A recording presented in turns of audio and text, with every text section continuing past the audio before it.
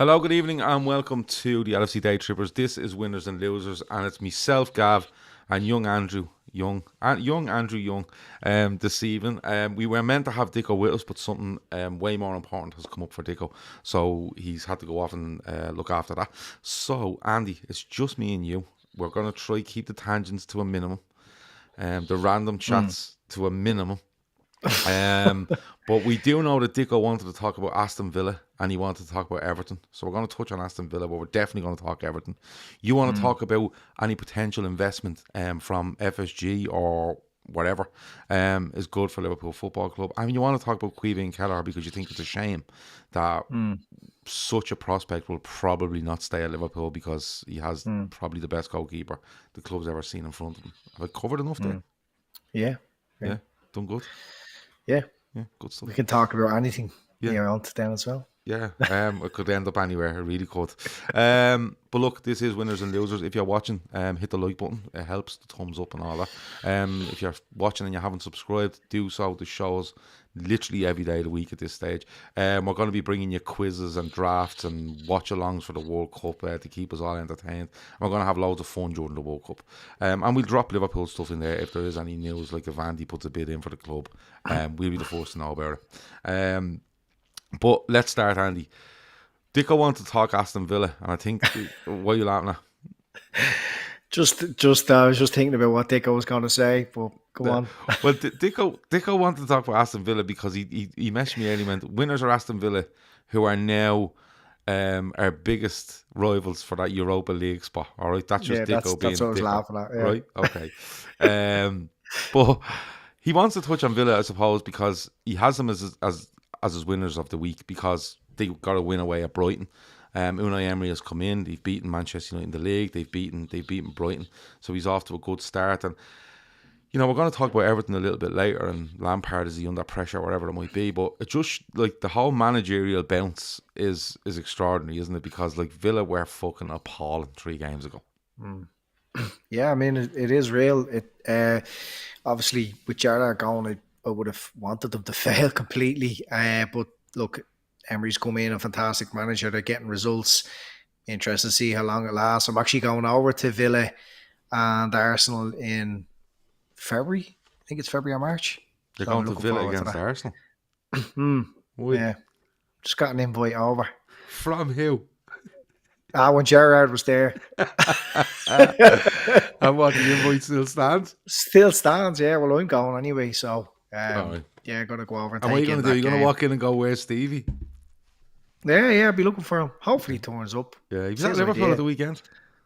Yeah, seeing that was good. That was good. I'd love to see him back there just on the coaching staff or something, Where? Villa? At Liverpool. No, you can't. You can't, Andy. Just pretend all that other stuff never happened. We could just pretend it all never happened. Okay, all right. Let me ask you out straight, right? Let's not beat around the bush here. Are you still hoping at some stage Steven Gerrard will be Liverpool manager? Yeah, I am, yeah. I knew you were, because you know what? The romantic in you just thinks, that'd be great. Yeah. Okay. So I don't think it'll happen. I think I'm more bet into the idea of Alonso coming now. I think that's equally as romantic. Well, he's the latest one, isn't he? Because he's gone from was a Sociedad to Leverkusen, and apparently it was Sean. He was only saying to me the other day. He said they're playing decent football. They got off. They got off to a couple of wins, I think, at the beginning. And was it Atletico they played? Can't remember. Anyway, but look, it's it'd be amazing just to have Alonso back in the club in any form. Just so you just want everyone back, do you? Yeah, but like Mascherano, Torres, Suarez, we're doing all right without them, Andy. Yeah. I know. I'd love it to work out that Pep Lijnders, meets the standard that it would, to take over. But he said there's a certain quarter of Liverpool supporters that seem to really turn against him, and it's probably going to make that very difficult. Because of the book? Yeah. It's so odd, But we can't. I said it before, Pep Lijnders doesn't write a book and everyone else in world football reads it and goes, oh, we never knew anything about this, about what Liverpool do. There was this notion that he was giving away all the trade secrets. Yeah, well, he's not, because like There's no secrets in how Liverpool play football. I mean, Never you just have was. to look. You just have to look. Just watch them, yeah. Yeah. But look, we've touched on Villa and we've just gone on about Liverpool getting all the old players back into the coach and stuff. Come here, did you see the video today? The Christmas video from Liverpool? Yeah, it was lovely. No, I'd say you love that because you were one of the first people I thought when I seen it, especially when Aldo and all sticks that head out of the dugout. I thought Andy would love that. Yeah. I'm so disappointed that I didn't get a little invite myself. Right. What? Yeah, I would have loved that. Just to be there, you know. Would you like him to be playing with them? No, with the training ground being empty and all that, Yeah. you know, would have been nice. Well, maybe for next Christmas. A few top reds. Yeah, a few top reds versus bottom reds, like five-a-side. No, top reds and a few of the legends come back like Rushy and all that. Right. And then you'll probably come back from the weekend going, I just hope I can get onto the coaching staff here because everyone's going on the coaching staff now with Cardi. But look, it was a brilliant video.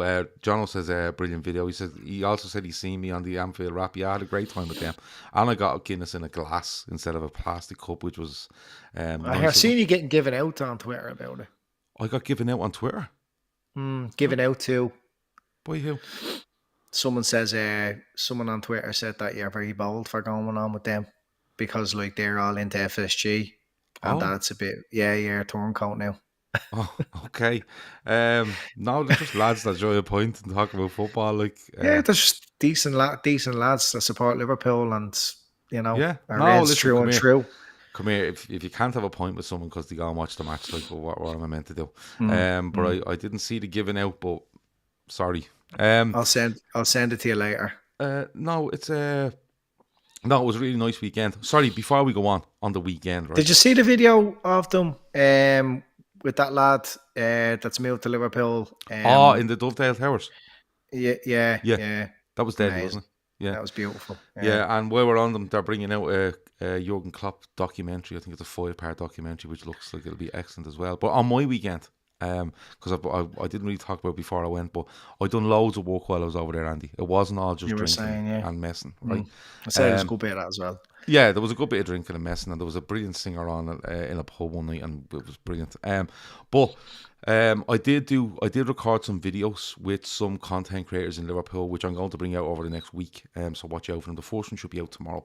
But it was really good to talk to them. 20-25 minutes with most of them. I asked them 10 random questions at the end as well, just to get that in there.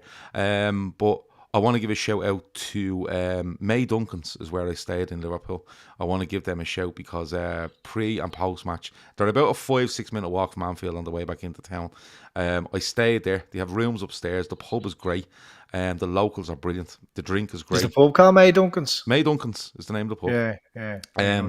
But they have rooms upstairs, really, really good rates. Rooms are clean, roasting hot showers.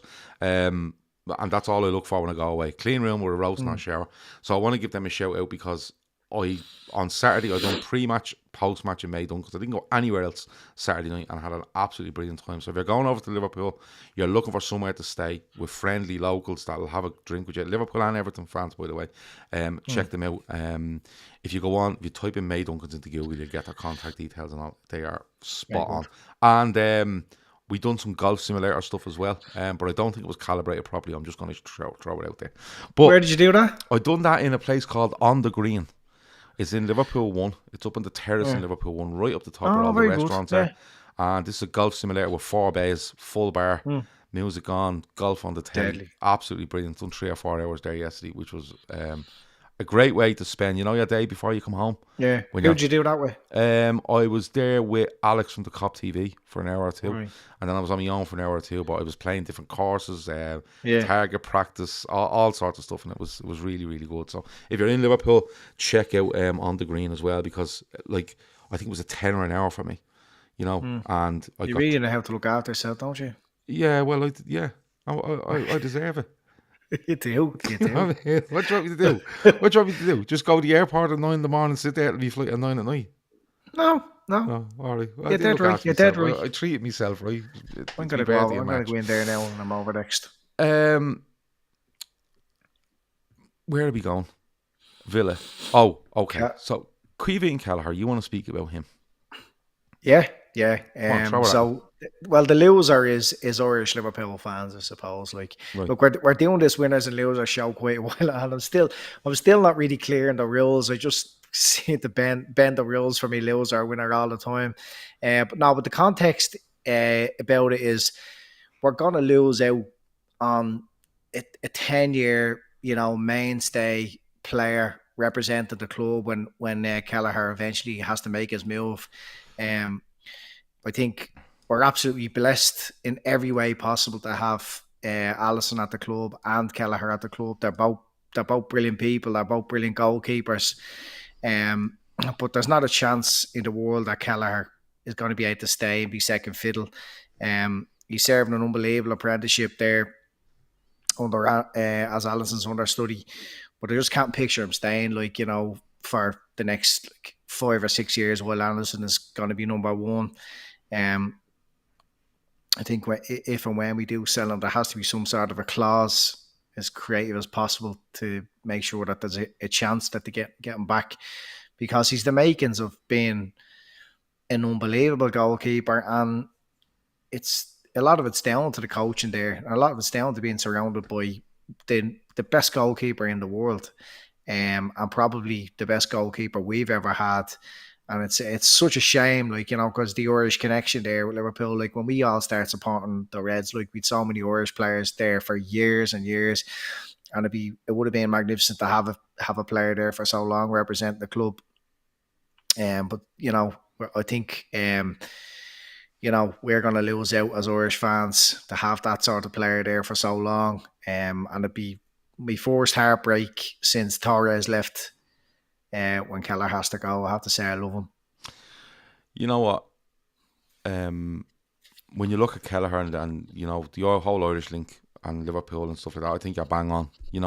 When we see an Irish player come through at Liverpool, we really have that extra hope, don't we? That they'll do great and be in the first team and to be banging goals or the top defender, wherever they might be. In this case, he's a goalkeeper, and I don't think he's ever let us down. Ever. I can't remember a game where you go, Kelleher's been appalling there. And he's won more penalty shootouts than any other keeper in Liverpool's history, which is just insane, right? On the Irish front, he has Gavin Bazunu there as well, and Gavin Bazunu was a fantastic goalkeeper. People are saying he was poor for Liverpool's goal at the weekend, but it was just one of those that wrong-footed him. But he makes an unbelievable save at the feet of Firmino after a brilliant move with Liverpool, and makes another one from Salah where it looks like Salah's tapping in, and he's a brilliant goalkeeper. And listen, one will still go young, very young as well. 21, is he? Yeah, he's so young, like he's ridiculous, and he's a brilliant goalkeeper. But so is Kelleher, and people are going, "Oh, Kelleher won't get in the Ireland team because of Bazunu." Bazunu could go through a bad patch, right? He could end up not on the Southampton side. He could get injured, whatever. And yourself, a player comes in and wins a spot, and it's hard to take it off them. With Liverpool though, and you've mentioned the word there, apprenticeship, because he's never been sent out on loan. He's been with the squad, I think, since probably 2019, right? Where he's just literally been beside Allison. Even if he's not in squads, he's just learned from Allison, and he's literally a clone of him. Everything he does, the catching, distribution, how good he is with his feet. He's better with his feet. He's just so good. And look, when you look at a player like that, he's probably looking at his international prospects. He's probably looking at playing football. But I think when we look at this, Andy, is there a way where we can get him football but not lose him completely? Like Jono says there, a buyback. Someone else says a 2-year loan. But does a 2-year loan work, Andy? Because in 2 years' time, he could go off and be brilliant for someone with 2 years and come back, and Allison's still there being unbelievable. Because Allison makes a save at the weekend, and genuinely, I just couldn't get my head around the fact that he saved that from Shea Adams. Like, he could still be there in 2 years, and he comes back into a guy that's still probably in his prime. Yeah, look, if Allison wasn't so good, like if Allison was only marginally better, you know what I mean? Like, you'd be saying, I'd nearly just do away with Allison just to keep Kelleher, to have that Irish player there. But Allison is so good, you know what I mean?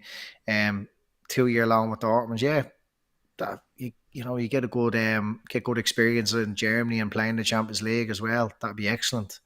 But we still need a sub goalkeeper as well, don't we? Yeah, but you see, you have to remember, Andy, we do need a sub goalkeeper, but usually sub goalkeepers are like Adrian, right?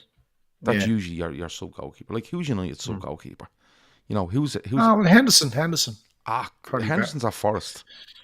Oh, well, he was their sub Yeah, goalkeeper. he was a sub goalkeeper, Yeah. right? But you look at Arsenal, who's a sub goalkeeper. They've some American fella I think they brought in, right? Caoimhin Kelleher for me, and Phil has said it loads in fairness to him. Phil said, listen, he's a top 6 goalkeeper, right? I don't think United or Arsenal's or Spurs goalkeeper is a top 6 goalkeeper. Like, I'd have Caoimhin Kelleher in goal ahead of Hugo Lloris every day of the fucking week, because Hugo Lloris is rash. I don't think he's the best shot stopper, and that's the level we're at, Andy. I know we need a sub goalkeeper, but at his age, the maturity he's shown, the big saves in games and also from penalties, he's not a backup goalkeeper, Andy. He's just progressed that well from learning from a fucking master of his craft. He's just not a backup goalkeeper. Yeah, I think, like, you know, the comments are on the right track there. If there was a way of loaning him, well, not even loan, but selling him with a buyback clause, so you're not going to sell him to a top club. You're going to sell him to someone mid-table or whatever, or someone in a different country, and that he always has this, you know, career path back to Liverpool. If that's what he wants, you know, he probably has to understand that the minutes are going to be fairly limited unless Alisson gets an injury, unless Alisson himself wants out. Players just sometimes want to move on for whatever reason. You have Mane there that did that for no particular reason. But, you know, I would hate to lose Alisson and Kelleher's gone. Do you know what I mean? And there's no comeback. I think Madge Apple says Kepa has been chosen as goalie of the season so far for a few pundits. Absolute madness. Kepa? Would you fucking stop it? Yeah. Absolute well, madness. that's 2 goalkeepers at Chelsea. That's probably Garth 2 Crooks good goalkeepers. But, like, I don't know. Like, listen, I'd love him to stay. And they're like, look, you're the backup goalie and you play all the League Cup, you play all the you know, the FA Cup, but is it enough for him? I don't think it is. I think, like, it's brilliant, the penalty shootout the other day, right? But he's probably looking going, I've just come on and done fucking excellent again there. He's scoring in penalty shootouts. Yeah, he scored a penalty and his third save was, like, I'm not even messing. It's one of the best saves in a penalty I've ever seen. Oh, he's dived, and it's like you've seen those overhand saves, like into the top corner with a header or something, you know, moving a bit slower. And they always look very spectacular, but I've never really seen one like that from a penalty. No, I just thought the reaction is unbelievable, because he's gone the right way, but your man hasn't hit a good penalty, and he just managed to get his hand up. To be honest with you, I think it was turning it away from him, though. I think if Kelleher just didn't get that far into the corner, went the other way, he'd be saying that's the way he gets the hand up. Penalty. It's like he's nearly got, for me, like, when you watch it from behind the goal, it's like, wow, like how the hand comes up. Like, no, but I think if that penalty is scored, it's probably going right into the corner. Yeah, it's just the technique. He's just that far over. He's that far over. Yeah, it was being bent into the corner. You know what I mean? Laszlo says if Kelleher was English, would we be concerned about him leaving? Yeah. It's not about his nationality. We're just saying it as it is a bit. It is a bit. I know, Andy. You know, I'm being honest with you. I don't care where they're from. Like, I get the whole he's Irish and we like that tie to him. But when I look at Caoimhin Kelleher, I don't go, he's great because he's Irish. I just look, he's great. Do you know what I mean? Yeah. We're hardly littered with world class Irish players. Yeah. Because Veranda makes a fair point. He says he doesn't seem to be annoyed sitting on the bench. Has he asked for a transfer or something? No, he only signed a new contract last year. Yeah, he's still a very young lad. Like, I mean, look at him in the interviews and all. He's practically looks like a kid. Yeah, and he's dead right, Veranda Cheese. He says, like, has he asked for? No, I think he signed a new long-term deal last summer. Not the summer gone, maybe the summer before. But it's not even that. I think his progression is getting to the stage where he will end up looking, going, I could be playing here, I could be playing there. Like, I think, like, they're going to get interest for him. Oh, 100%. Like, they're going to get interest from him. Somebody that comes up from the Championship is going to turn around and go, that he'd be an absolute steal. Or somebody that just manages to stay in the league. He's a top 6 goalkeeper. That means half of the league would want them ahead of their own goalkeeper. Yeah. You know, but I think look, Veranda could be right, and he's happy sitting on the bench. He knows he's going to have to wait this out. Not for 5 or 6 years, no, but I know, but that's if Alisson stays another 5 or 6 years. Alisson's at the club now 4 years, is he? 5 years? He'd be 5 years in the summer. Alisson might look in 2 years and go, I've done 7 years here. I want to go back to, I want to try Spain, or I want to, because that can always happen. Or he seems he loves Brazil. Like, you could see him, you could see Alisson turning around going, football, yeah, whatever, I'm going back with my family. You could see him doing something like that. And maybe Kelleher probably knows more than us. Well, he does know more than us. Yeah. But at the moment, you are going to get interest for him, and that's what'll turn his head. Where, such and such want me, I don't know who that'd be, Premier League or across Europe. But if it came down to it, I'd like Liverpool to turn around and go, well, I'll tell you what, if you're going to Bayern or Borussia Dortmund and you're signing a 5-year deal, we're certain that within the first 3 years of that deal, we can buy you back at this price. Yeah. Because within that 3 years, you're going to know what Alisson's doing. It's because Alisson's going to get to the stage, isn't he, where he's going to make a decision anyway. So, and I think they actually did that with Brewster when he left, didn't he? Did he do that with?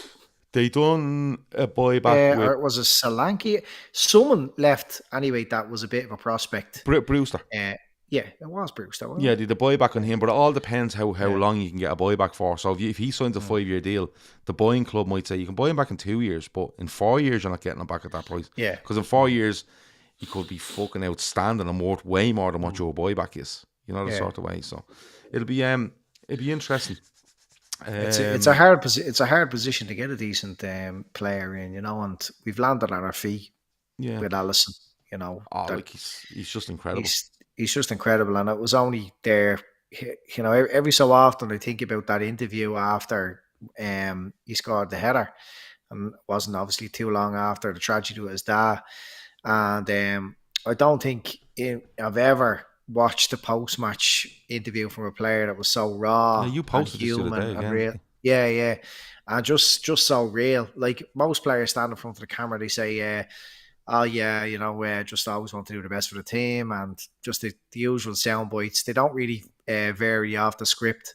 But it was a 5.5, 6 minute interview where it was just so close to the bone, and everybody could relate. Everybody's lost someone in their life, and not everyone's lost someone and being stuck in a foreign country and not being able to go back.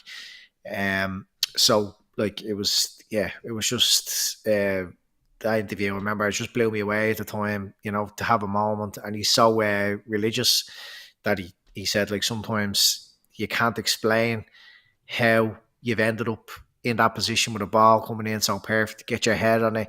Like he said that it's, the hand of God touched him on his head, and he said that wish his dad was there to see him, but he knows he's watching him beside God, So like he's just an amazing person, apart from being an unbelievable goalkeeper as well. And you can't buy that type of leadership or humility, and realness. And I think that's part of the success story at the club, how Jurgen has picked people like him, to come to the club. And you see it with Kelleher as well. He's so real. I watched the Ireland train there last year. Kelleher was there, and there was a lot of kids there, disadvantaged kids, and he was all over them, and he was brilliant. So much time for everyone. You can see that what Liverpool are teaching there and the way the club is at the moment is just resonating with this type of person, and yeah. I think, Sam says there Alisson will be at the club till his contract runs out in 2027, in his opinion. Then go back to Brazil. I agree. I don't know where he goes back. What is he, 29? Yeah, 30? But you're probably looking at 4 more years of Alisson, right, which I'm not against in any way. But looking at the situation for Caoimhin Kelleher, I think it makes it like, and I go back to Veranda's point, like he hasn't asked for to be sold or anything like that, so it could just go on like that. But for me, if he wants to push himself on, his games at Liverpool will be limited, but maybe he's willing to wait and learn and take the games as they come, and then Alisson in 2 or 3 years could turn around and say, no, well, listen, I think it's time and whatever. What age is Kelleher? Kelleher's only 22 or something, 23, I think. Yeah. So he's 10 years left years as a career. But look, it's one that probably best left alone, isn't it? Until you actually hear something on either of them. But I think if it came down to where he said, look, I need to play regular football because I want to get in the international team and stuff like that, and I love it here, but I'm not getting enough games, I'd hope Liverpool put something in a contract where we go, listen, we have a buyback on you for this amount, for the next 3, 4, 5 years, and we're going to take it, because they'll be in a good position anyway with the contract they have. Moving on, Everton. Like, it's just a fucking gift that keeps giving, isn't it? It's like, they go away to Bournemouth during the week and they get beaten 4-1 in the League Cup. He makes 11 changes, I think, for the game on Saturday. And I seen Dave Downey on Twitter the other day, right? And Dave Downey, right, in fairness, an Everton fan, but he's very honest. And he's seen comments from Lampard saying, I'm going to let these players know that these have to do this and do that. And Dave Downey was of the opinion that he's not doing himself any favours here, is he really, by coming out and saying that, the manager in Lampard, because he's just making a rod for his own back. And people are having a go at Dave. And I was kind of understanding where he was coming from, because don't say too much, just try to get a fucking win and then open your mouth. But they make 11 changes. They go down to Bournemouth. They get beaten 3-0. There's all sorts going on after the game. There's shorts being given to fans and they're fucking the back on the pitch. Then there's stuff coming out that they don't even know if they have the money now to finish this stadium. Where they're getting the finances from. And I listened to the Blue Room today with Dave Downey and a couple of guests, and one of them, an American guy, made a great point. He went, look, we can talk about the break and this, that, and the other, he said, and getting rid of a manager. But unless you're willing to change everyone in that squad, how much is a manager going to do for you? Because he just, the way they look at it is they're in more trouble than they were last season. And they haven't got the ability, financially or otherwise, to get out of it. Like, we laughed last season when we thought they might go down, but is it another serious attempt at relegation here from Everton? Yeah, I mean, they stayed up with the skin of their teeth last year, and they, as a result, because of the big, together feeling of them all being on the pitch, they seem to really want to stick with Lampard, and it's just like, that love is blind. Anyone outside of Everton can see that Lampard is an absolutely useless manager. And he has less points at this point of the season than Rafa Benitez did at Everton last season.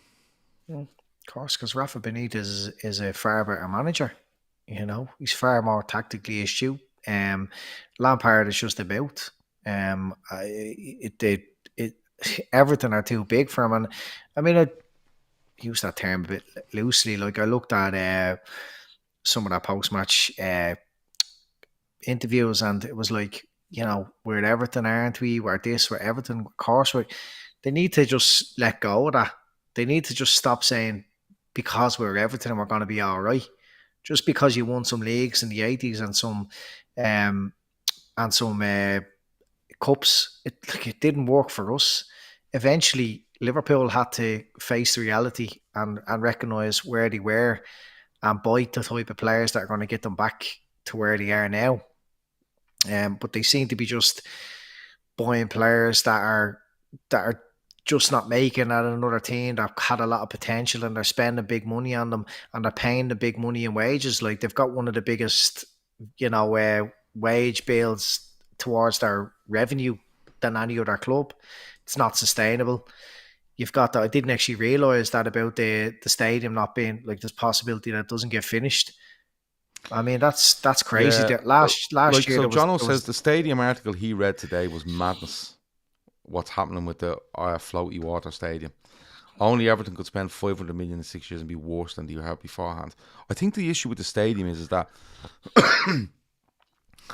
they've got so much as like a grant or whatever it is to build, and the rest of it that they went out to get financing for, that hasn't come true. Now the article is there. I read over it quickly, but just basically the thing is like, Everton might struggle to get the finances for this. You know, you have got Usmanov, wasn't it, who was involved, and of course his assets are being frozen. You've got Mashiri, who I think is actively looking to sell part of the club and probably doesn't want to invest. When you look at who they bring in Dwight McNeil, might have been a free, Tarkowski, free, Cody, nominal amount. Or loan. I think a loan actually, Cody, till the end of the season, is it? And then an obligation to buy. Maybe I could be wrong on that. And it's just when you look at it, it's like people are saying, Papandu says on the series now, who'd be a good fit for them. I don't know is the answer, because it looks like Moyes might be heading out the gap with West Ham. So but did he go back to that? Back. Fucking right, they do. Right? Did he go back to that? Because you have to remember, right, when David Moyes wasn't doing that well at West Ham and under pressure, and Everton talked about getting going or whatever, it was like, oh no, Moyes, we've moved past Moyes and stuff like that. Sean Dyche apparently, but like honestly, right, Sean Dyche should come in and make you solid and probably keep you up, and they'd rejoice in that, right? But I promise you, the first long ball they play next season, to be like, fucking Dyche's standard of football, and they're just so one way then the other. And the club itself, like you're talking about, wages to income ratio is fucking madness. Like, and I think they're lucky that they haven't been fined or given points deduction, because the amount of losses they have over the last 3 years is something like 380 million quid. Now they will put that down to stadium stuff, but it can be. That means that you're at the losing 275 million on this stadium already. The stadium's only costing 500, and the council are putting 280 in. So where does that fucking come from? And they only missed out on a fine under financial fair play with the skin of their teeth. Yeah, I think COVID saved them, and the real adjustment. But you look at Newcastle as a case example, and the crest of the wave they're riding at the moment. Like they've spent similar to what Everton have spent in the last few years, and they're similar in terms of stature, as a club. They're building, the future should be bright for them by the fact that they're building that stadium. And in fairness to with the stadium, it looks really well. Like, it's a really nice looking stadium. 54,000 or 54, something along them lines. 50, somewhere between 50 and 55,000. A lot of bills. But what I'm saying is, you would think that a Premier League club moving into a state-of-the-art new stadium, all things are looking up. But they must be going through this season now going, we could literally be going down here and starting this stadium in the Championship. Yeah. No, they've absolutely pissed money away. Like, they've had an opportunity, and that's why I'm comparing them with Newcastle, because when your man Mashiri came in, like, there was all talk of money, and there was money spent. Now, there was money spent, but they were spending huge money on shy players, who just didn't work. And I don't know what it is. It's like their course, but they just haven't been smart. And bringing in Lampard, it's bizarre. It's just once you make one poor decision, they just more the bad decisions follow. And they're in a rut. Like, we don't have the same hatred as a local would in Liverpool for them. You know what I mean? Like, I nearly feel sorry for them.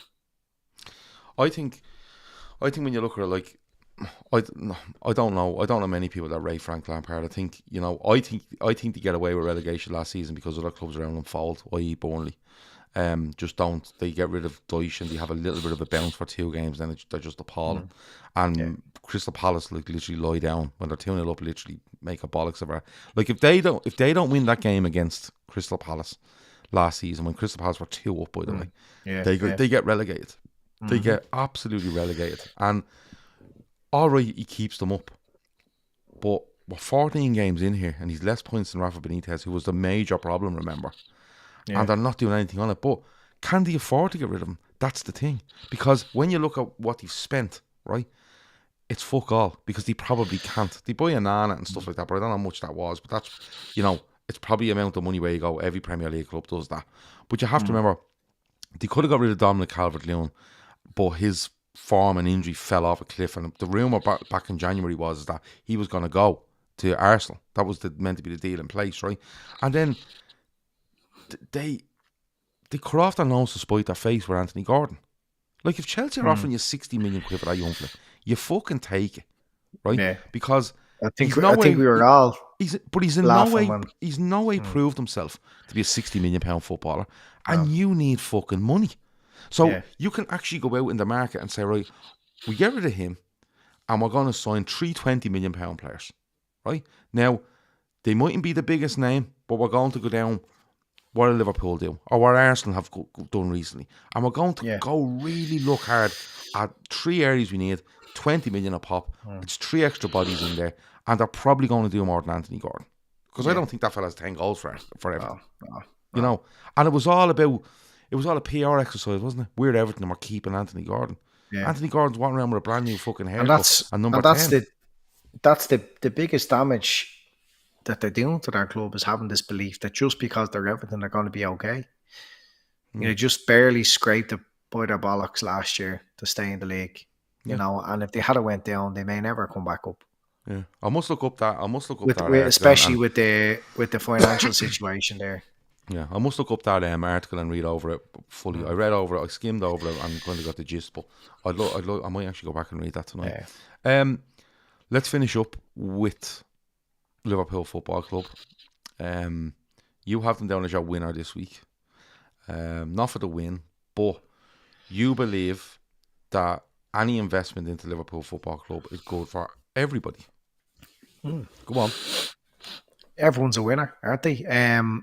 You know, it's a good week now since we got to digest the news of potential investment. And having listened to Klopp and Linders, you know, I think everyone is a winner. FSG get their return in investment, supporters get their promise of a squad investment, or you know, as fans we get that, you know what I mean, that's going to happen. I believe that's going to happen because Klopp alluded to the fact that they haven't been able to spend, you know, because of the model. So talks must have taken place behind the scenes that this investment is going to result in more investment in players. You know, Klopp, he gets an easier time because he's had to fight hard against the budget. And then players, like, if there's anything about this season, they have needed competition for places, you know, because the effort levels have been down. We've had injuries, like we haven't been able to afford to get rid of players, the quarter losses of the likes of Ox or Keita, and bring in new blood, and it's all down to finances. It's still very unclear what the outcome will or what the time frame will be. But one thing feels certain, that there is a plan in place, and it's for the good of the club. I think FSG have always had, you know, the good of the club at heart at their forefront. And my feelings at the moment, it's going to be investment as opposed to a sale. You know, and it's something as simple as clearing the COVID debt, the investment in the stadium, and any other debt that's there, and that rather than waiting 4 or 5 years for that extra match day revenue from the Anfield Road, that they can start investing that money straight away.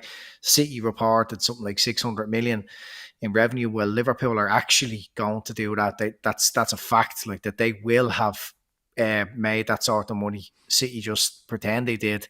So it will make them more competitive no matter what happens, whether it's an investor or a takeover.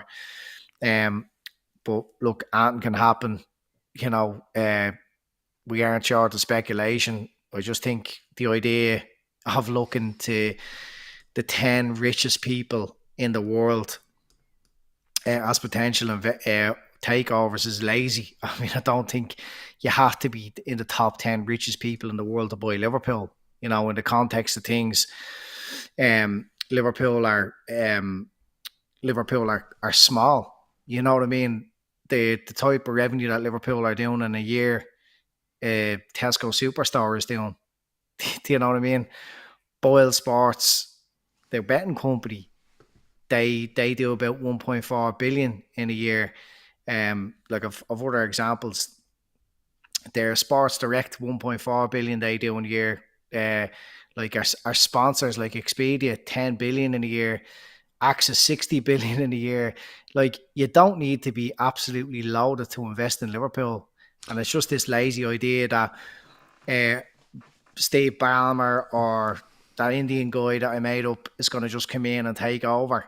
Liverpool, this whole thing is going to take place, I would imagine, slowly, methodically, and everything be done. And it's just going to probably leave an awful lot of disappointed fans. I think it's going to be a takeover from Arabs and oil money and spending like a hand over fist and getting every player you wanted. They'd still have to play by the rules. But no matter what happens, I think I'm really confident with Klopp there having a bit of a say, fan representation at board level, them knowing that they want to leave the club if they do, that it's going to be done in the right way, due diligence and everything else. But look, for me, everyone's going to be a winner here. Right. Couple of things. Right. I still don't know. Don't think anyone does know if Liverpool will be sold or not. Right. I think my initial feelings on it was that they'd made a statement that didn't really say an awful lot. I said this last week on the show. Yeah. And then when it came out, and I thought the key to it was the whole Morgan Stanley, the other crowd there with them, the name escapes me. Goldman Sachs. And I was kind of going, okay, that the mention of them is a bit weird. And you did point out to me, you said, Gav, look, they were brought in as well when Redboard were investing in FSG. Yeah, and but sure, the fella who heads up Redboard is ex Goldman Sachs. Yeah, so that's a fair point, right? But all this thrown in, and maybe you can argue both ways. There's a point towards a sale. There's a point towards investment. All right, Liverpool make an awful lot of money, right? I know on that scale, they generate a lot of money, right? I know at the scale you're going on Amazon and whatever, right? But it's not. But what the point is, you don't need to look to the Forbes rich list for people who can afford to come in and put money into Liverpool. That's absolutely fair enough. But Liverpool do generate, as a football side, in comparison to all the other football teams around the world, a lot of money, right? Yeah.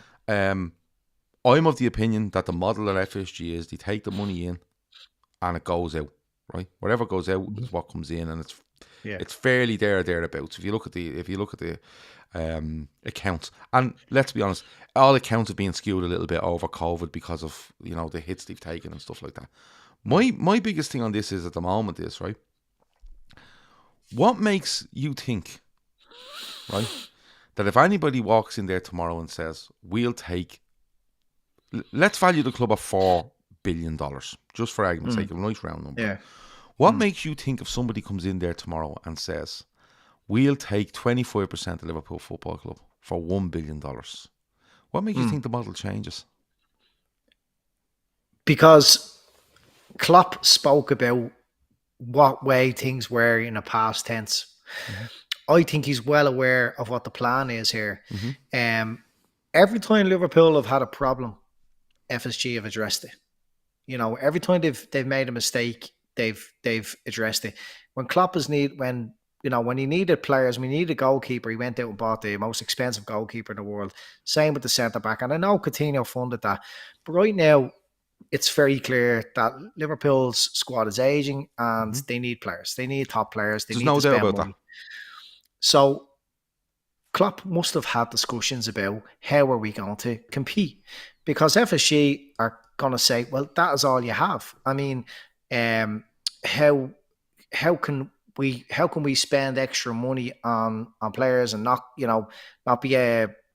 be compliant with financial fair play when we have all these expenses, a huge wage bill, all the capital spending, the training ground, the 2 stands, everything else. They have a lot of expense. You can see it by reading the accounts. So they had to be creative. So maybe they've said, we're speculating, of course, they could be selling the club as we speak. It could be announced tomorrow that someone. I'm only saying that just by Klopp's comments, it sounds like he was well aware of what's been going on, and this is being done now to make them more competitive.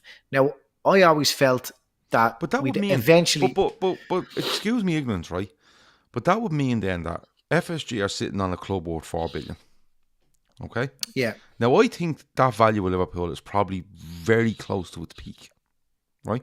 No, I don't agree with you. Well, I think so, because the amount of revenue they're making I don't know where they're all over everything. Now, unless the Super League comes in where you're throwing another 300 million a year on it, I think what Liverpool are doing is maximum work to get out what they can, right? So that would mean that FSG would take £1 billion off someone for 25% of their club, right? Yeah. And what? Put 500 million of it back in. So that means then that if the club is sold in 5 years' time, all out for 4 billion, they're only getting 75% of that. Yeah, So they've given away £500 million. Yeah, I don't agree that I thought that Liverpool were maxed out when Forbes announced that the club is now worth 2.5 billion, maybe Right. 2 years ago, and all of a sudden it's worth 4.5 billion. And look, they've got the bankers involved, and they're doing a presentation of what the club is worth, and probably what the club could be potentially worth should all things come to fruition, whether it's Super League or who knows. We all know now that the good boys aren't UEFA, and they're doing what the Super League did. I have my theory on the Super League. I don't think it was a long thought out plan. I think they got the word from UEFA what was coming down the line and how much money UEFA were going to steal on the clubs. And I says, do you know what? We'll just tell the world that we're going to do our own fucking thing. And they put together something very quickly. And that doesn't mean they won't follow through with it, because they very much will. But it came out of nowhere, and I think it's only a matter of time before it'll raise its head again. And this time it will probably have the buy-in of supporters, because we're going to see this idea of the non-competitive free places into the Champions League, and it's going to dilute it anyway. So you may as well just jump ship and go to another league that's going to bring revenue into the club and not into UEFA's pockets, who we know have treated Liverpool like absolute dirt. We only see them what with Paris and everything else. So I think the opinion is going to change. That could happen. But then again, look, these guys aren't fools either. And it could happen about TV rights and bringing in extra money again. Jamrock says there'll be a massive new deal TV with more money. And Alec Hunley says, Gav, you're forgetting the fact that in the continued increase in TV revenue, LFC probably true values are probably around 10 billion without the Super League. English football is grossly underdeveloped. But right, okay, right, maybe it does go up. So right? I'll take that point. But do you think FSG are going to take £1 billion for 25% of this club, just as a number, and pump half, if not more, of that back into the club? Yeah, absolutely. Like, because they know that the asset is going to slip by not, and they've had to come up with create. Like, American sports is a totally different structure, and they can use that model successfully forever. But they've seen that they do need, every so often, they do need to spend big on players, and now we've reached a stage where we don't lose our big players. We're hanging on to players, our best players, like Salah. So that was a change in approach in itself. Absolutely smashing away structure. So now we're into the realms of Man United or City, of how we're paying our players on paper, of course. So something has to change, and they're painted as the bad boys, but they've done a huge amount of good for Liverpool. Of course, they're mutual beneficiaries. Like, their asset has grown from 300 million to 4.5 million, and God knows what else. Once the bankers have a look and evaluate the club and evaluate the club's potential, they're going to say to somebody, well, there you are. This is what the club is worth. This is what we're offering.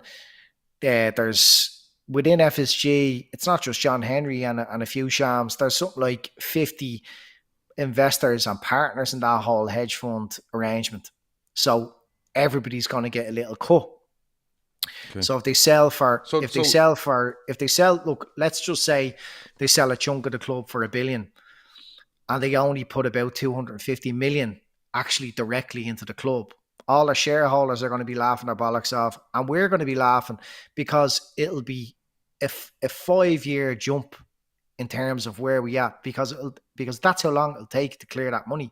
Every year we'd be looking at the accounts, looking how much money would have to be pumped back in for all them expenses, and especially the Anfield Road end. But if that can be put into investing in the squad, with FFP, they can just say this was spent on infrastructure. We basically bought this stand, and then everything that the club earn can then immediately go on squad investment. Maybe I'm being too optimistic here, but I did believe that eventually it would come a stage where once FSG had maxed out the size of the stadium and the infrastructure and done all those things, let's not forget we were sleeping for 20 years, and all that sleeping, it's taken 10, 12 years for FSG to get us back to a point that we're now reporting a bigger income than Manchester United. Who could have predicted that 5 years ago?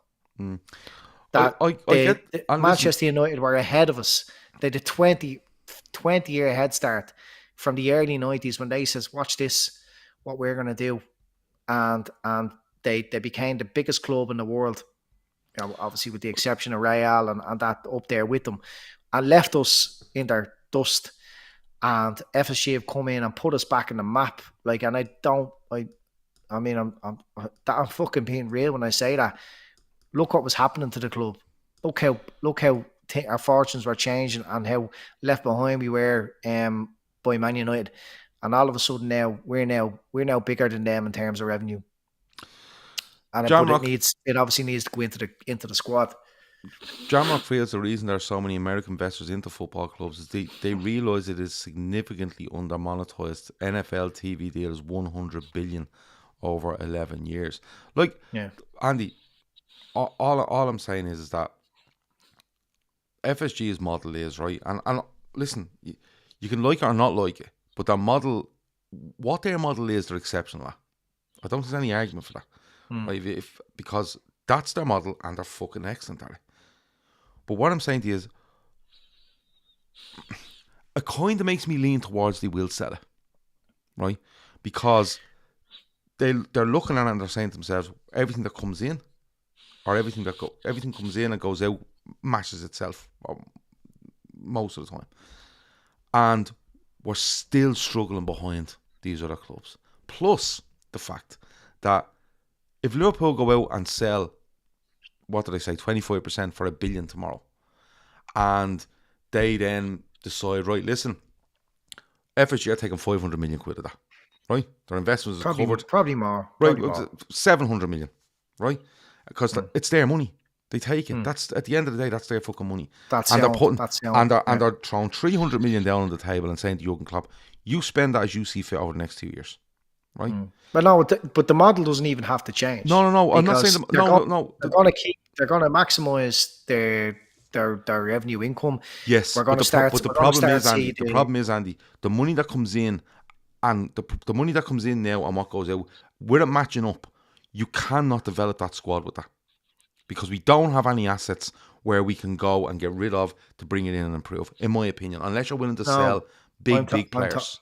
Gav, is 600 million in revenue is massive, and they'll probably do it again next year. Oh, I know they will. The following year. I know they will, but then you'd have to ask the question. You'd have to ask the question then. A large amount of this. Right, so you'd have to ask the question at the end of the 600 million year, how much of that 600 million have we spent in this football club? If the answer is 600 million, right, the model is, that's the model. But what I'm saying to you is, they're probably, the second thing they're probably looking at, and listen, they could get a fucking part sale, it doesn't really matter, right?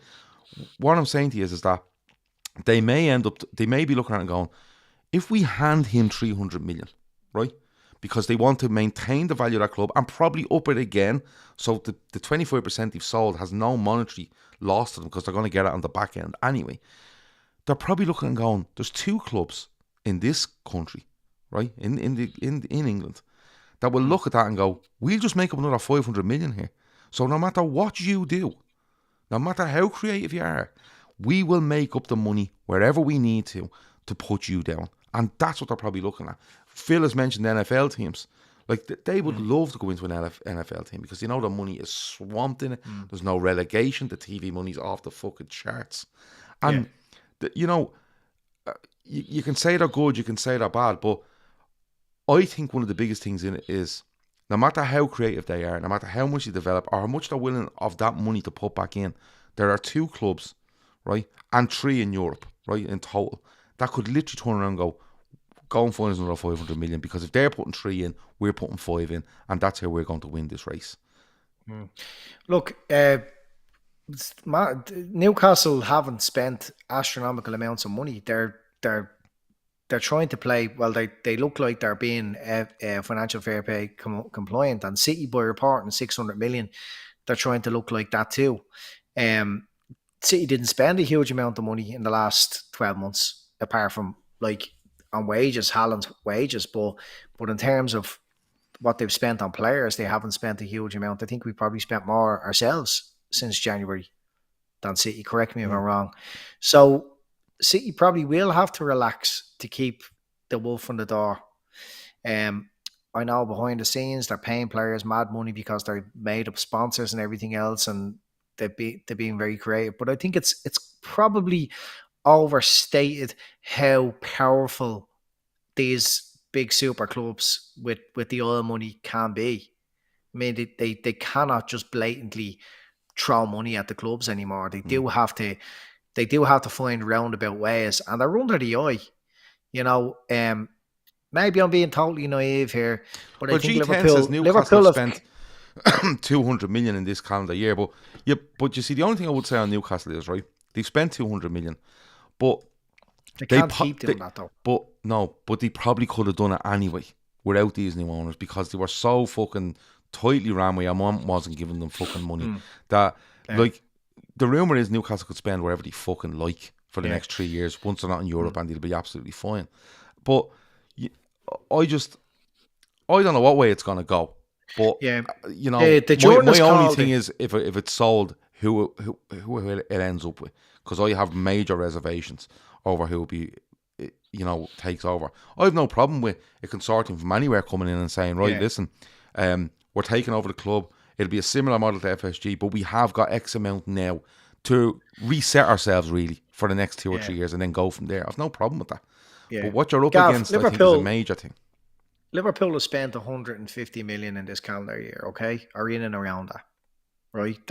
That's still a lot of money spent on players. Now, you can talk about net spend and whatever else. It's probably about 80 million, but that's still a significant amount. But can you imagine that less the 25, 30 million that has to go in a season to pay for the repayments on a stand alone? You know, so that's with the two stands now, the Annie Road and the main stand, they're going into the club's coffers now. It's probably 60, 70 million extra revenue every year. The new Nike deal is double what New Balance was. And only because of COVID, we just haven't been able to reap the rewards of that. We're starting to see the TV money. Like, Liverpool will be well capable of spending 200 million, 250 million a year without all those expenses. You know, it was always heading that way, that they would reach a stage where the squad investment they'd be extremely competitive. Okay, they're not backed by a state, so they're always going to be that bit behind. But we have competed with Man City. We have what Man City don't have, and that's every single trophy. We managed to compete with them. I just think Liverpool are probably only a small amount of money every season away from competing with them season on season, as long as Klopp stays there. Well, so it is possible. You see, I think it's going to get harder, because I think the rules coming in 2025 with regards to FFP are well known in advance, and they're literally going to protect these people that are going to make up money in the next 3 years, literally making it up and walking in there in 2025 and going, this is what we earn, and people going, what? Yeah, this is what we earn. Like Jamrock says, can someone let Gav know that FSG can't own an NFL team as long as Red Bull Capital are minority shareholders? NFL doesn't allow private equity ownership, majority or minority stake. Oh no, I never said Fenway Sports Group would be with Red Bull. Like, I think if they were going to buy an NFL side, they'd be going on their own to buy it. You know, how? I don't think it'd be Fenway Sports Group as you know it now that would go and do it. Like, if they sold Liverpool, right, Fenway Sports Group, if they wanted to go and own an NFL side, I genuinely believe they would find a way to go and do it as the original Fenway Sports Group without Red Bull. Honestly, I I don't do. know how that. I don't know how that's possible. Well, of course, why can't it be? Red Board are the future of FSG. Red Board are going to keep buying large chunks of FSG. Yeah, well, they might do. But so what happens then? They buy out large chunks, and who ends up with all the money? If FSG had plans of buying an NFL team, and I wasn't aware of that, I don't think they would have took investment from a separate company 6 months ago. Yeah, I know. But what I'm saying to you I mean, is that I wasn't aware. If John Couldn't W. have that. Henry, if John W. Henry wants an NFL side, right? There's loads of ways around But getting Gav, Red Bull. the theory is here that Liverpool are being sold. That's what we're saying here to fund the purchase of an NFL team. Well, we don't know if they're going. We don't know if it'll only be Liverpool. Yeah, but John Henry only owns 30% of FSG. Yeah, but what does Red Bull own? 10%. So they're the second biggest shareholder. 10%. Yeah. Yeah, So, they're the second biggest shareholder. Andy, come here and I tell you, if John W. Henry wants to own an NFL side, right, and he wants to sell Liverpool or anything else to raise that, they're saying they're worth 6 billion. They're saying that's going to be the price to purchase the Redskins. But 6 billion. Well, whatever. So if Liverpool are sold for if Liverpool are sold for 4.5 billion, John Henry is only entitled to 20%. Oh no, I completely understand that. But what I'm saying to you is, if John W. Henry wants to, and Jamrock right with the private equity and stuff like that, what I'm saying is that John W. Henry wants to own an NFL side. He will go and do his best to own an NFL. Like the whole private equity and Red Bull thing won't stand in his way. It won't stand in his way. Just won't. I don't know. What happens then? What happens then if Red Bull turn around and say, we'll buy the rest of FSG off you? Well, I would like, before all this announcement, because look, we don't know what's going to happen. I'm only just giving my opinion. I don't know what's going to happen as much as the next person. I just think it feels more realistic to just believe what they're saying, and they're looking for potential investors. Believe Klopp and what he's saying, because when Klopp says, we need more money, people want to believe him. But when Klopp says it's investors, it's not the same as Chelsea being taken over. People don't want to believe him. So people are just believing what they want. I don't give a bollocks if FSG go. Like, I've got a bit of a reputation for defending them. But I've always just been real about it.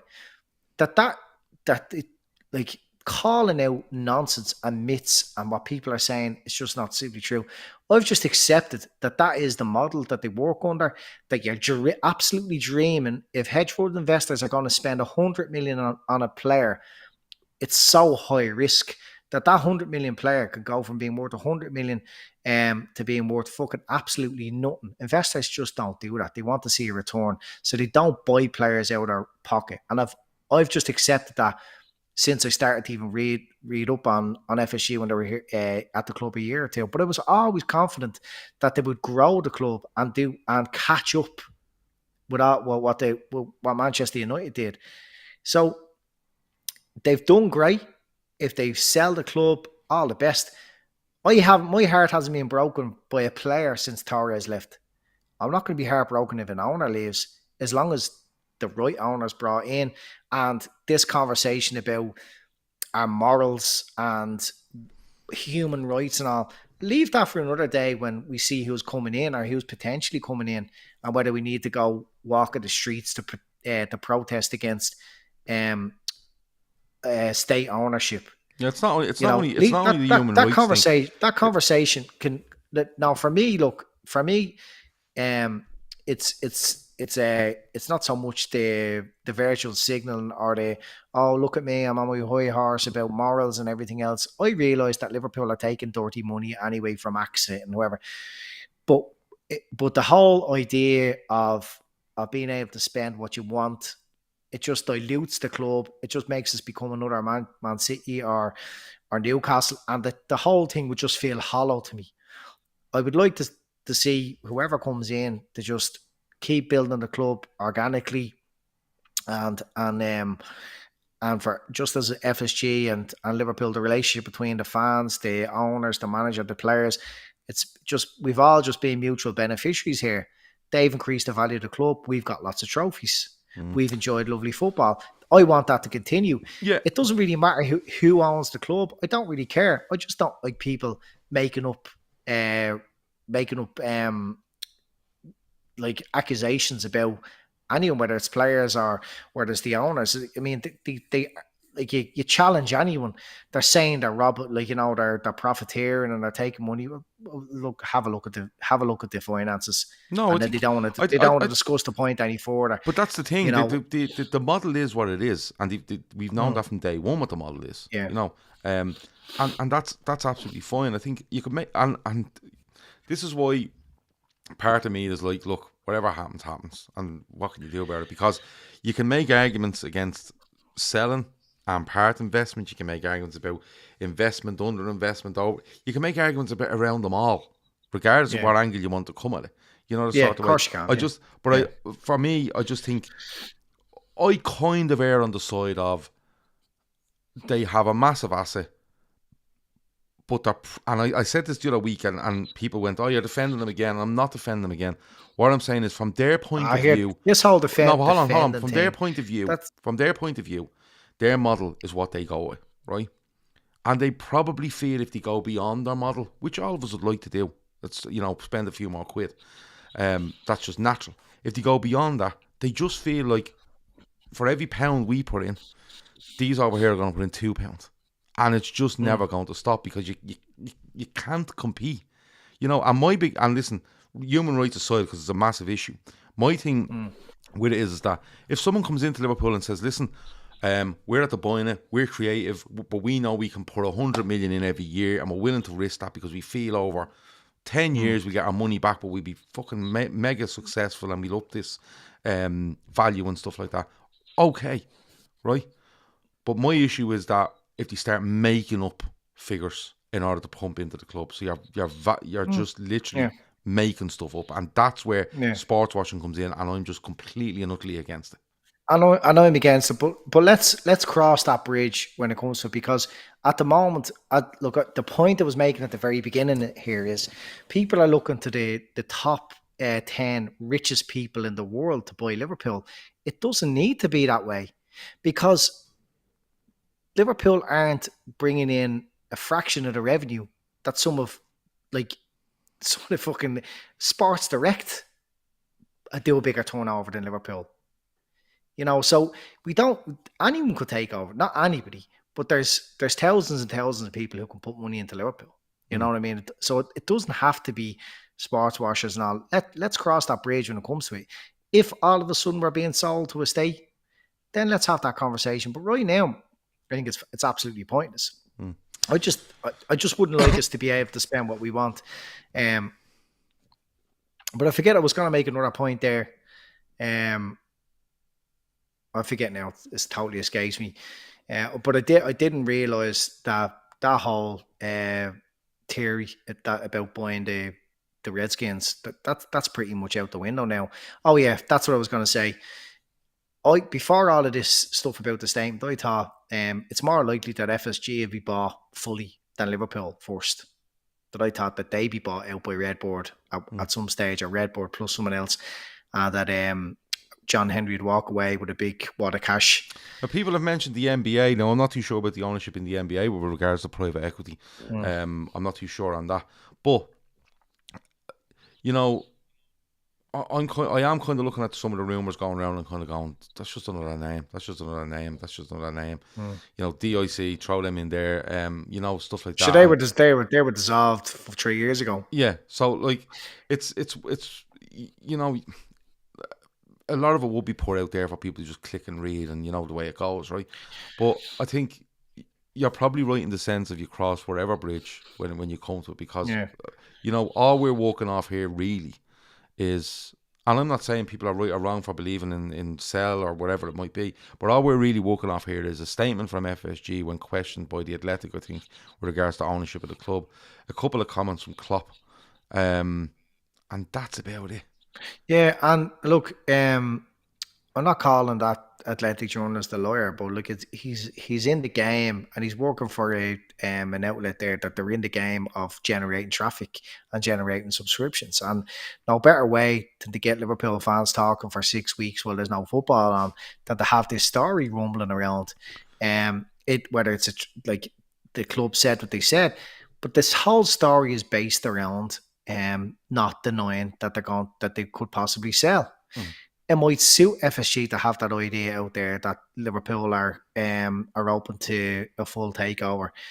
But if you just think about this logically, Redboard came in and bought 10% of the FSG portfolio 6 months ago. And 10%, they're the second biggest shareholder now after Henry, who owns 30%. They probably said, let's have a look at your assets here. Let's bring in the bankers and get a proper valuation, because Forbes do this calculation about revenue and assets, and they just come up with a figure. But the real figure is based on potential, and they've got the bankers now looking at this closely, and it gives them a very strong standing point to say to an investor, come on in here, clear the club debt, clear the cost of the Anfield Road development, and all of a sudden this club now can start competing again 5 years early. It makes a lot of sense than this idea that no, they're just going to sell straight away, full takeover. That's what's happening. Well, G10 says, whatever about Irish players, he'd love an Irish owner, Bill Cullen or Mattress Mick. I don't know if Mattress Mick's and the funny thing is, there probably is Irish people that could afford the type of money to buy a stake in the club. Well, a couple of people in here, just to finish off, and a Quantum Geek says, Liverpool have employed banks to put together a sales portfolio, not an investment pitch, a sales portfolio. And Jamrock says, that's speculation, by the way. Well, that's what he says. And Jamrock says 2.1 million square foot redevelopment around Fenway Park is what he believes Fenway Sports Group are trying to raise funds for. But look, they could borrow that. Yeah, but this is going to rumble on. This is all speculation. Yeah, it is. It is all speculation. I'm only responding to what's being said, from reliable quarters. People that aren't interested in just driving clicks and driving subscriptions. Their announcement has been an investor. Klopp has categorically said it's different from Chelsea. Chelsea were sold. They're going out to look for investment.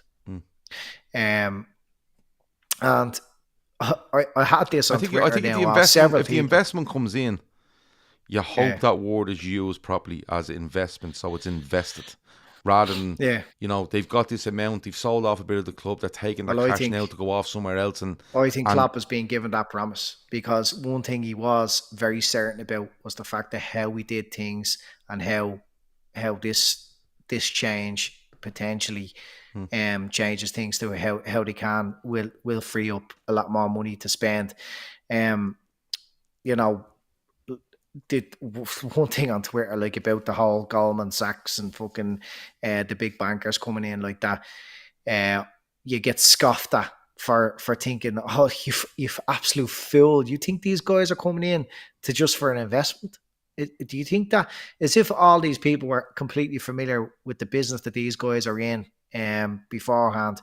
They only heard of these banks before. But the original talk on that was, and I get your point with that, the original wording on that was that Goldman Sachs and Morgan Stanley were brought in, right, to look for a buyer for Liverpool Football Club. That was the original words on that. If you read the Boston Globe, it talks about to weigh up the value of the club. Yeah. But that's what I'm saying. That's why when I done a show with Kev the other weekend, the reason I felt the Goldman Sachs thing was huge was because the thing I had read was the way it was worded. It was they were being brought in to look and pursue a possible takeover for Liverpool. And they're in the business. They're in the business of doing an analysis of the worth. So whether that's a sale or whether that's a shareholder, we're still talking about probably a deal worth $1 billion. When FSG and Redboard did their deal, The Bank of America were on the FSG's side, and Goldman Sachs were on Redboard side because he's ex Goldman Sachs, or the other one, Morgan Stanley. He's ex one of them. He was a banker for them. So that's and I mean, that's how the deal happened. I wouldn't have known that. Only I went and Googled it. But people don't want to Google things and look for facts. They just think that just because a banker is involved, it means it's a sale. At the moment, we're literally, look, anything can happen. Yeah, but I suppose when it comes back to the original point you said, regardless of what happens, we could all win out of this. And you know what? It's a fair point, because if Liverpool are sold, you know, providing they're sold to the right people, you're probably looking at coming in and investing. And if they're partially sold, a part investment, you're hoping that for the amount of money you're talking, if they get fucking 25% of that, what money is there back into the club, it's a huge amount of money. I don't give a look. I don't, as I said, Gav, I don't give a bollocks really, as long as the best outcome happens for the club. But just by Klopp's comments, I think we're all going to be winners here. That whatever happens, it's going to mean more money being spent on players, investment in the squad. But what I don't like, which is always been the thing I notice on social media, that sort of toxicity that develops on social media eventually filters down onto the pitch. Or into the stadium and gets into the heads of rational Liverpool fans. So it's just to make a comparison, the journalists start talking about Liverpool buying Bellingham, a deal is done, it's going to happen next year. Fans get into their head that this is happening, and when it doesn't happen, it's pitched as a club failure. They blame the owners, when in actual fact it wasn't happening in the first place. You're blaming somebody for something that fucking wasn't happening, that the journalists and the speculation all happened online, and they take it out. And in the exact same now, you can be guaranteed, if Liverpool just take a small investment of 500 million or 1 billion in the club, FSG be liars, because they told the world that they were selling up when they didn't. Well, look, and that sort of thing, people just making up idea, and everybody seems to be running this idea when we're taking over in 6 months' time. Oh, I think it'll be 18 months, but this isn't guaranteed. It may only be an investment first, and that's the way I feel it'll be first. I think FSG eventually will sell. John Henry's going to want to walk away with a few pounds before he dies. So I just don't think it's going to happen. Straight after the World Cup. Unless it's miles down the road and we don't know about it, because, like you say, could be anything. Anything is possible. Anything is possible. You could wake up in the morning and it's done. But I just don't want people fuck all these mad bastards online who with Klopp now dressed up as an Arab and everything else. I'm more on about the decent fan that's on there who wants the best for Liverpool, like we all do, that's just now convinced completely that a takeover is happening. Don't let yourself get disappointed when it doesn't, because it's probably not. But either way, we're going to be all winners. I think it's fair. I think it's fair to think about it, but I think I'm thinking about it. I think it's fair to think that something is in the pipeline. Yeah. You know, I think it's fair to think that, but you know, I've no problem with crossing the bridge of a part investment or a full buyout from somebody. I've no problem with that. I think my worry behind it all is what happens if it's a part investment. What happens if it's a full sale? You know, the sort of way. I'm not going to get fucking overly upset or delirious wherever way it goes. You know, but I would have concerns in both ways. For both situations, you know, but look, we better go because it's fucking 20 past 11. Just before we go anywhere, my initial thing when this was announced, I go to myself, you know what, here we go. This is FSG getting their little return investment after 10, 12 years, whatever it is now, and we won't see a penny of it. Yeah. It's like when everybody thought when Redboard invested, we were all going to get a little bit of money. But that was never going to happen because they were investing in the parent company. They weren't investing in the actual individual subsidiaries. There's like 19 different subsidiaries under FSG's umbrella. But I just go by Klopp's comments. That's why I'm saying we're all winners here, because I think there is a plan. I think it's been said around the table that we're going to go out here. The most creative we can be now is try and get some investors, and then we'll have money there to free up funds in the club to be invested into the squad. And that's why I think we're going to be all winners, and hopefully sooner rather than later. Yeah. Look, we'll have to wait and see what happens, and I'm sure something will come up in the next little while. G10 says, thanks lads, great show again. Look, it was, and I really enjoyed it, and the chat was absolutely excellent as well. Jonathan asked, Gav, any chance of doing an Italian 90 podcast over the World Cup? We'll see what we can do. I know we've nothing on tomorrow night because we're trying to get loads of stuff ready, but Wednesday we're doing a World Cup draft. Thursday we're doing a World Cup quiz. We've nothing on Friday because again we're recording more stuff. What's this? Someone says, well done on the cheese cake making skills. All right, okay. We've nothing on Friday because we're pre-recording some stuff around the World Cup, the group stages, all the teams that are in it, ones to watch and stuff like that. And I know someone else mentioned that earlier. And then we are going to do some watch-alongs on YouTube for certain World Cup games as it goes as well. But during that, if any Liverpool news pops up during the World Cup, or we have a free night and we want to do something, whatever we want, we'll do it. That's how we usually work. And it's going to be hard during the World Cup to bring you Liverpool content because what's going to be happening unless FSG gets sold or Liverpool gets sold by FSG, and it'll be all absolutely mental. Listen, hit the like button on your way out. Subscribe if you haven't already. This is all free, but by doing so, you make it a lot easier for us to keep it free, all right? Andy, one last thing. The push for Lydia, because of the amount of money raised so far and a cancellation, she's actually got a date for her surgery. So the link for Lydia is in the description. If you can donate to that, it'd be brilliant. Do you want to give her one big push to try to get the money sorted before she goes in for an operation? I think it's the end of November, actually, when it's going to be done. So if anyone can donate, please do. Link is in the description. And if you can't, share it across your friends, family, colleagues, people you like, people you don't like. It doesn't really matter. Just share it wherever you can. Andy, anything else before we go? No, I would just like to announce that if Liverpool are taken over, I will have full devotion to the new owners as a top red by definition. Okay. And I'll drop FSG like odds not. Okay. £4,095 raised for Lydia so far.